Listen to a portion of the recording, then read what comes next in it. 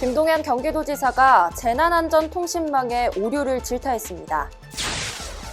인천시가 재난 취약 분야별 안전대책 점검회의를 진행했습니다. 일산대교가 통행료 무료화 취소 소송에서 승소했습니다. 부평 미군기지 내 조병창 철거와 관련해 논란이 계속되고 있습니다. 용인시가 환경교육도시로서 첫 발을 내디뎠습니다. 여러분 안녕하십니까? 본격적인 겨울을 앞두고 기름 보일러에 들어가는 등유 가격이 크게 오르고 있습니다. 유류세 인하 혜택도 없고 난방 수요까지 겹치면서 가격이 뛰고 있는 건데요. 도시가스가 들어오지 않는 농어촌과 취약계층의 난방비 걱정이 커지고 있습니다. 11월 9일 수요일 투데이샷 주요 뉴스입니다. 김동연 경기도지사가 1조 5천억 원을 투입해 구축한 재난안전통신망이 제대로 작동하지 않는다고 질타했습니다.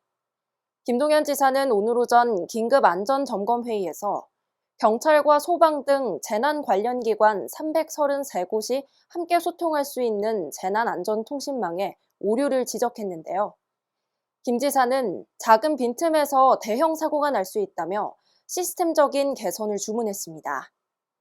한편 경기도 이태원 참사 희생자 합동분향소 운영 마지막 날인 오늘 김동연 경기도지사와 염종현 경기도의회 의장이 도 실국장 등과 함께 방문해 참사 희생자들을 추모했습니다. 이날 경기도청 분향소에는 유가족들의 요청으로 성남과 부천 희생자 2명의 영정이 안치됐습니다. 인천시가 이태원 참사와 같은 유사사고 재발 방지를 위해 안전대책 점검회의를 진행했습니다.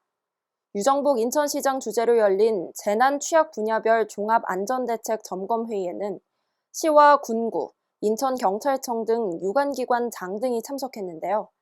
시는 전통시장과 공사장, 행사장 등의 안전 점검을 추진하고 자체 선정한 점검 대상의 위험 요인을 사전에 제거할 수 있도록 전면 재점검을 예고했습니다.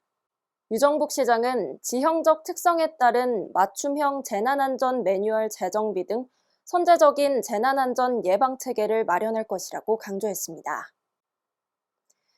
일산대교가 경기도를 상대로 낸 통행료 무료화 취소 소송에서 승소했습니다.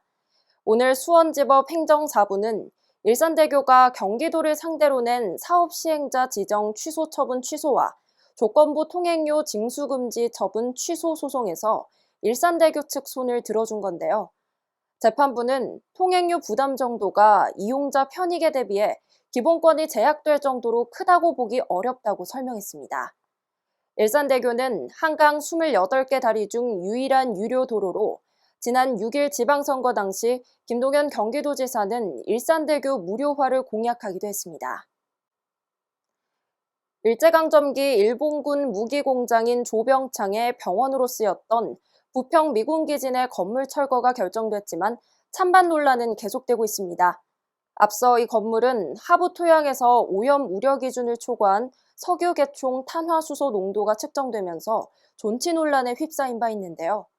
토양 정화 책임자인 국방부는 완벽한 정화 작업을 하려면 병원 건물을 철거해야 한다고 주장하는 반면 정의당 인천 부평구 위원회는 국방부의 일방적인 건물 철거는 중단돼야 한다며 1인 시위를 예고했습니다.